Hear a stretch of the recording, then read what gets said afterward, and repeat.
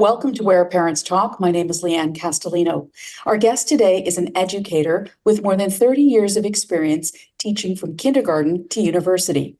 Sharon MacKenzie is also a speaker, curriculum designer, and founder of the Eye-to-Eye Intergenerational Society, an organization whose mandate is to bring Canadian youth and older adults together. She's also a mother of 3 and a grandmother of 6, and she joins us today from Revelstoke, BC. Thank you so much for being here. Thank you for having me, and thank you for your interest in the topic. It is such an important topic, especially for where we find ourselves in the world today. Why was it important for you to found the Eye-to-Eye Intergenerational Society more than 15 years ago now?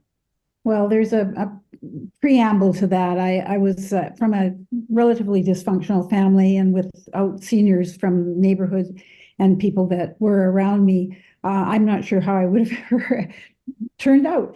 And it was wonderful. I had so many seniors in my life that were very important to me. So I had that as a history. And as a teacher, I continued that. So I had seniors coming in. My students went out and interviewed seniors. We had seniors who would share skills and so forth. And what happened was, while I was doing that, I always left the site thinking there's so much more, so much untapped opportunity here. And so that really made me stop and think, how could I do more? And French immersion was very popular in British Columbia at the time. So I thought, well, intergenerational immersion is a good idea. So I called up a neighbor of mine who had just bought a care facility, and we chatted, and I said, could I bring my class over? And she said, oh, sure. What afternoon would you like to come? And I said, well, actually, I'd like to kind of move in. I said, I'd like to come for a couple months.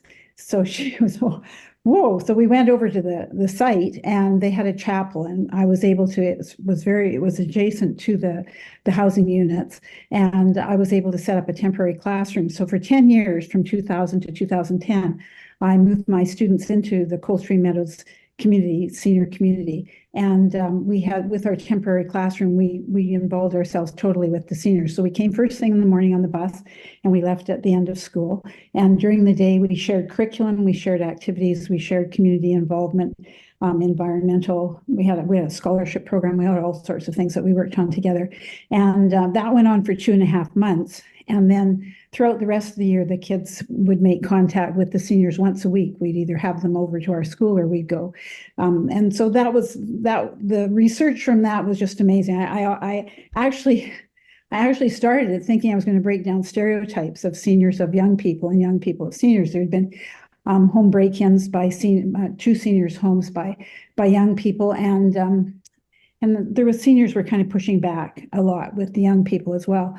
And so I thought, well, we'll break down the stereotypes. But the minute we opened the door, a million things started happening. And it was so incredibly successful that we just decided we had to keep going. And unfortunately, it takes one person to start something. I had a new administrator that came in and said, you're not leaving the school, you're not taking the kids out of the school. So that kind of ended that. So I quit my job, and we started the society. And the society was really, it involved some of my students from 10 years prior. So they were on the board of directors, some of the seniors, some of the care workers. So it was really a collaborative community effort to create the society. And the idea was that we would take the good word that we had got going, and we take that out to the rest of Canada, which I didn't realize how big Canada was until I decided to do that.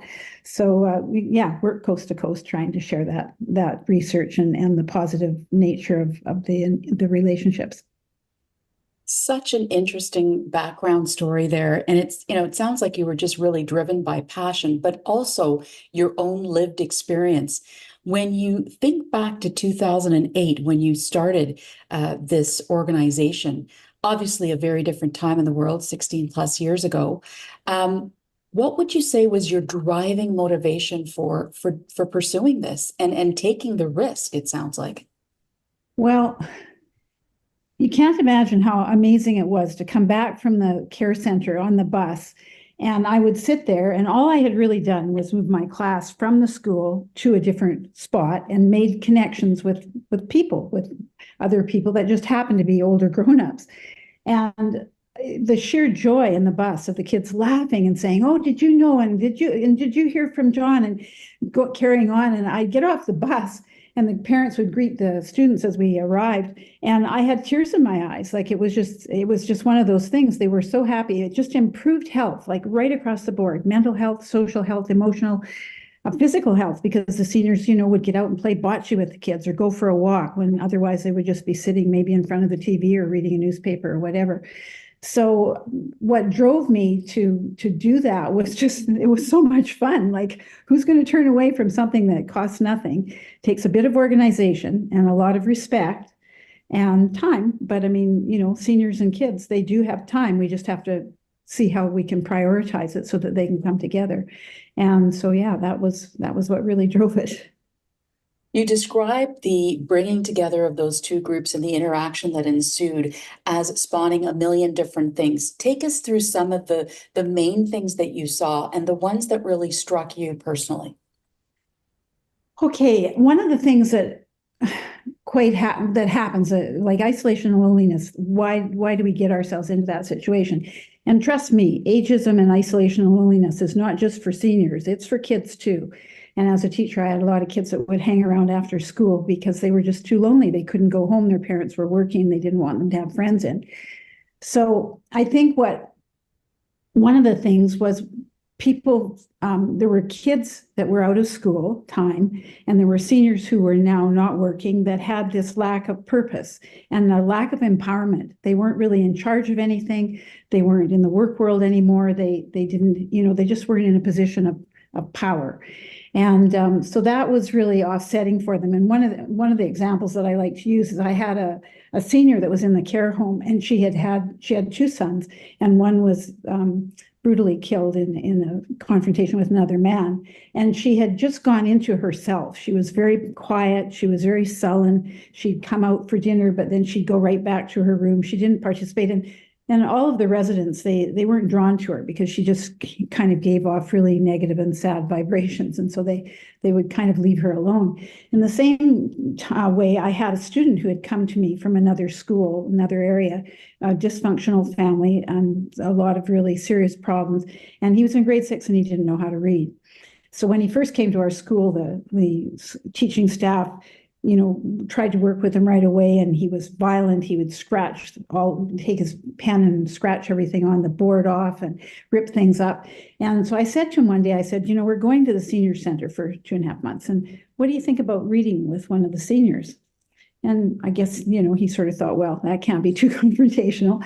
So I went to the Mrs. Culp in the care home, and I asked her the same thing. I said, I have Jonathan. He's in grade 6 and he can't read. And he's come from some pretty tough times. Do you think that you could read with him? And so she said, oh, that would be fine. She'd only gone to grade 6 herself, and she figured if Jonathan couldn't read, at least she'd be a bit ahead of the game on that one. So they started out with a 20-minute period, and that went to 30 minutes. Pretty soon it was 20 minutes 3 times a day. Pretty soon I had to go up and actually get them out of the room and say, come on, get involved with the activities, because all they wanted to do was be together and read. And at the end of it, Jonathan learned to read. And about 5 years later, I was working in Toronto, and I got a phone call quite late at night, because this was the people were from British Columbia. Got a phone call quite late at night saying, and it was Jonathan's grandmother, and she said, I just had to call you to tell you that Jonathan brought his report card home today, and he had all C's and C pluses and B's. And that was all because of Mrs. Culp and what happened at the Coldstream Meadows. So, that was a life changer. That's granted, it's 2 people, but it changed their lives dramatically. And but there were other situations. There was one gentleman who wouldn't participate in anything at all. And then the kids had a net out in the grassy area, and they were playing volleyball. So he was walking by, and one of them said, hey, do you want to play? And so he went over onto the grass, and he was popping the ball back and forth. And I took some pictures of him. And he said, and I gave one of the pictures to him. And he said, well, I'm taking that picture down to the driver education office and telling them that if I can play volleyball, I can sure keep my driver's license. So he was just kind of enlivened again about some of the possibilities that he hadn't thought about for a long time. A lot of the times the kids would remind the seniors of fun things that they had done, or the seniors would start sharing things that then the kids would say, oh, I've done that too. And so it was just, the sheer joy, there was changes in the people one by one, but there were also changes within the whole group. It just made everybody feel more, again, empowered and more part of the community, and definitely in a lot of cases more purposeful as well. You mentioned some of the research and what the research shows in this area. Are there any specific statistics or areas of the research that you can share with us that really speaks to the impact? Well, I've approached the medical profession quite often to see if we can kind of work something out. The problem with things like this, where you have people coming together, is they're soft skills, they're soft things that happen. It's not really data driven, like 12 seniors did this and 14 kids had a change in their lifestyle, et cetera. Like that's not really what you end up finding out. We've got anecdotal comments, like testimonials, we have pictures. It was really interesting. I took over 5,000 pictures the first year that I was there at the care center. And it was very interesting because in maybe the first 50% of the pictures, the children were down on the floor at the side or at the knee of the seniors. And then it shifted so that as we went through the year, the kids were actually standing and assisting the seniors. Like there was just a shifting of roles, both physically, you could see it. They were just coming together. And then the last few months, they're both helping one another. They're both coming together.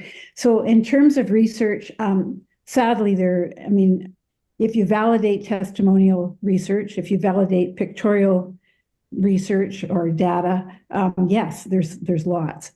But anybody you talk to, and there's quite a few people in Canada who are doing a lot of intergenerational work now. Again, it's hard because it's so spread out, you maybe don't hear about it, but they will all tell you the same thing. It's just magical. Fast forward 16 years from when you started this whole enterprise, and we're in a world today where there have never been more generations coexisting at the same time in human history. What strikes you most about where we are today on this topic? Well, I guess the one thing that surprises me, I've been at this for 20 years now, and what surprises me is that there's not more people like yourself who are interested in this topic. You have seniors in every community across Canada, as you've mentioned. You've got kids in every community across the country. And you have that isolation and loneliness as a number one health concern, even before COVID, in those two age groups. So why would we not try to really bring seniors and kids together intentionally, in intentional involvement, respectful, in fun ways, and it's not expensive. It's really a matter of what we say with our organization is that you take and look at what you're already doing and you don't do a different thing, you just do what you're doing already differently. And so I think that's one thing that strikes me. Why has it taken 16 years to get people, in the media interested in talking about this? And why are there not intergenerational projects in every school? Like what's holding us back? The other thing, I guess, is that you're right. There are multiple generations. One of the things, like my field of intergenerational, and I should have identified that right at the beginning, is I look at the very young people and the older people. So 55 plus and anywhere from toddler right up to university age. And I see it as hitting both ends of the spectrum, the aging spectrum. And the reason that I'm really dedicated to that youthful aspect, or the younger people, is it's like investing in insurance, because by the time those young people are finished high school, their parents or their grandparents are going to be aging. It gives them a different orientation towards aging. It makes them less fearful of their own aging. I think it makes them less fearful of death. I think it makes them more aware of how they can help, that every age and every stage has challenges, and how they can be helpful, even though they're just a young person, how they can help an older person. So, but now I think I've been approached by quite a few groups that are worried about generations in the workplace. So now we're talking about younger seniors and older seniors. So we've got 80-year-old seniors or 75-year-old seniors that are working in the workplace, along with 55 plus. So it's really interesting. The whole intergenerational thing is popping up throughout the age groups. But for me, I'm kind of dedicated to the insurance plan. And, the other thing that we tend to neglect to think about is that when young people have positive experiences with older people, those people, those young people might choose as a profession, a helping or a caring profession. So they might become LPNs, or they might become nurses or doctors or social workers with older in geriatric facilities. So I think that's a real plus too. Your organization provides tools and resources for, educators and others who want support in this area. Could you give us and illustrate for us what types of resources you provide? And also, Sharon, if you could describe a little bit about the programming that you were talking about earlier. What did it entail? How was it designed to bring together these young students and these older adults? Are you referring to the actual curriculum that we did during the Meadow School project? Mm-hmm. Well, interestingly enough, again, it gets back to the same thing. Everybody's so busy nowadays, they don't have time to do a whole new curriculum or do a whole new something. And I think that's one of the reasons why people back off and say, oh, that's not for me, I just don't have time. I think what you need to do is take what you're already doing and look at it from two different perspectives. So, for example, this is a really simple one, but if you're looking at, there's a book club and there's seniors that are involved in reading a book and coming together once a month to discuss. Well, kids are reading books too. So why not read the same book and come together intergenerationally to have that discussion? Art, we just finished there's a wonderful opportunity in art where this was kind of cool actually. They had the seniors and a child come together and they created a piece of art, 2D or 3D art. And that part was really interesting. It happened over a period of 3 or 4 weeks. But then at the end, and as part of the display at the art show, they had the senior write a paragraph about what that experience was like. And they had the student write what their experience was like. And then they posted those beside the art piece, which was really revealing. It was very, very exciting and really fun. So I think if you go to intergenerational.ca, which is our website, there are, 7 or 8 resources there that are very comprehensive. A resource is only as good as you make it. So I think, it's a great place to go and look at the resources. They're funded by Public Health Agency Canada, the Ministry of Health in New Brunswick, Ministry of Health in BC, and a couple of community groups that are provincially mandated. So all of it is there. There's a great body of research, but resources to go to. But you've got to make it work for you. So once you've got an idea and you think, jeepers, this intergenerational thing sounds kind of interesting. What could I do? Especially like if you're with parent association with your school or whether you're a teacher yourself. The opportunity there is to go and look at the resources and say, whoa, that's a great idea. I could change it or I could use it as is or whatever. So I don't think there was one organization out of Alberta, it was called Link Ages. Unfortunately, after 20 years of working in Calgary with programs just like you're talking about, more specific, they lost their funding. So we don't have them anymore, unfortunately. But I think that it's really important to realize that it doesn't take much. I wasn't expecting this to be a video conference today, but I have a pair of glasses that are made out of an old coat hanger that I put on. And what I try to remind people is just to take a different perspective, look at it from a different angle. Because really, this is what we should be doing. We should be doing this right across the country. And why did we stop? Because when Canada was in its earliest ages, families were really, important. And then all of a sudden, we've got people whose grandparents are on another continent, or we've got a mother and dad who are working on either side of the province. And sometimes it's really hard to get together with, older folks within your family. So I think that you just have to make that time and make that effort to bring that together in an easy way and a fun way. As a mother, as a grandmother, as an educator, and somebody who's been in this space for decades, what would you say are specific tactics that parents can take in the home, in their own homes, to foster, to nurture, to cultivate a better understanding of older adults that they may encounter, at school, in the workplace eventually, and elsewhere in their lives? Well, we ran into this problem with Meadow School Project, is that there was this parental warning, don't talk to strangers, right? And that really is tough when there's an older person, trying to reach something or pick something up and having trouble with it, that the young person feels that they can't go up and say, can I give you a hand? So I think parents can model their approach to seniors. Today's June 15th, it's World Elder Abuse Awareness Day. And that is a day when we really have to stop and think about how many things we do that are very ageist, like whether we're making fun of somebody with gray hair, fun of somebody who's really slow getting their change out. They're an older person getting their change out at the till at the grocery store. It doesn't really matter. It's so subtle in our society. And so I think that parents can bring that attention to their children about, instead of somebody saying, oh, there's that old person next door, that old man next door, find out his name.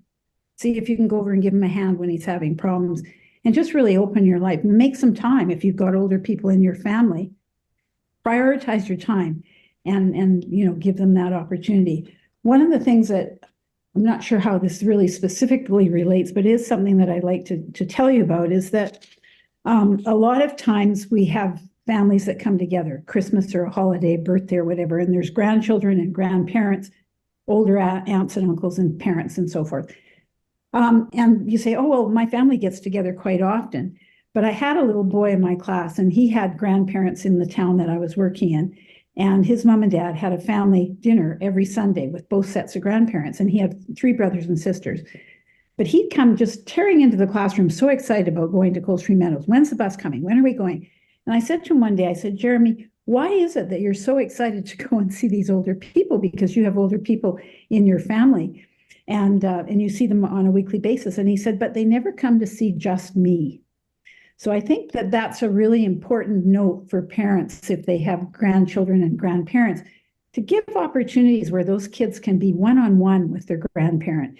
And they don't have to do anything special. They can just play cards, play a board game, go for a walk, but give them that one-on-one opportunity to get to know one another and have respect for the life experiences both the young person has had, but also for the older person, their life experience as well.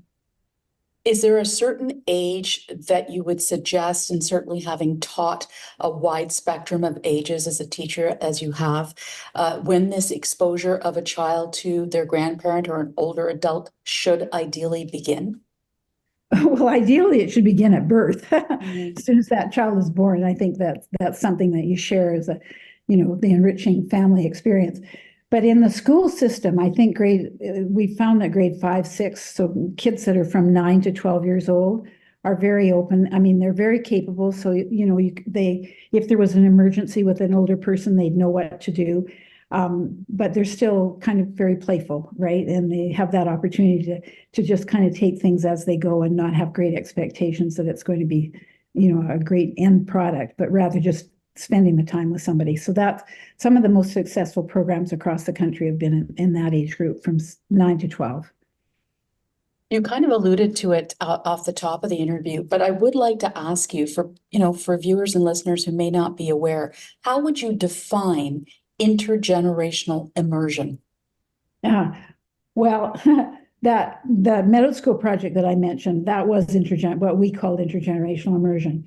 So we were on a daily basis in with older people all day for everything. The kids ate their lunches with the seniors. They had their tea times. They had their walkabouts. They had their reading times, their music times. We shared everything. I had naively, I guess, I had thought that I could actually start that right across Canada in several centers. But it is, as you mentioned before, it's a bit of risk taking, right? So the youngest teachers didn't want to do it because they were afraid there'd be discipline problems. The middle-aged teachers didn't want to do it because they said, well, I have never had experience with seniors. I wouldn't even know what to do. And the older teachers in the system said, nope, not me. I don't want to see where I'm going. So I don't want to be around really old people. So it was really tough. So we backed it up, and on our website, you can see there's baby steps and mama steps and then immersion. And so with the baby steps, it's that one-off. It's, when a class or a group of kids from Boys and Girls Club or whatever come to a group of seniors and share a snack or on a holiday day, for example, or share a planting activity or whatever. So it's kind of a one-off. The mama steps, we had the one I like to mention is a hockey coach in Kelowna in BC had a practice every day at 5. And so he got his students to come, his players, to come an hour early. And they went to a care home and played cards and board games with the seniors. Well, what happened as a result of that, and he came every week for a couple of months during hockey season, the seniors then became very interested in the kids playing hockey, and they started going to the hockey games, getting the bus to drop them. And there was just that whole thing that was generated between a friendship was generated between the two of them. So yeah, immersion's sort of really a very specific thing. And then mama steps and baby steps kind of back you up so that you can get your feet wet. Statistics show that seniors are the fastest growing segment of the population in Canada, currently comprising about 20% of the population and continuing to grow, expected to grow well over 25% in the next couple of decades. Do you believe on any level, Sharon, where we are in Canada and where we are going in the medium and the short term with these statistics, that your time has come in terms of what you are, what intergenerational society is all about? I think so. I think so. I felt like a salmon battling my way up the river for the last, 20 years. I think it really has. And I think one of the things that's really important to me too, we talk about grandparents and grandkids, but most of my work has just been done with older people and younger people. So the fact that some grandparents are living in a foreign country or living in a country that's on another continent, they're not necessarily able to come to Canada to see their grandkids. And it's very expensive, obviously, to take your kids to those places to visit grandparents. So I think a lot of us have to opt in to be other kids' grandparents, and other kids have to opt in to be our grandchildren. So the thing that I think is really important too is that aging affects everybody. It doesn't matter what gender you are, what socioeconomic system you're involved in. It doesn't really make any difference because we all age from the moment we're born. We're on that same track. And so I think that it's the one thing from my point of view and my organization's point of view that we all have totally in common. And you can't argue that. And so what a wonderful place to start by sharing the challenges that you might have at your age or your stage in your life. Absolutely. Now, you've got 3 sons and 6 grandsons. And, with respect to sharing and role modeling and those kinds of things, what did you do, or what are you currently doing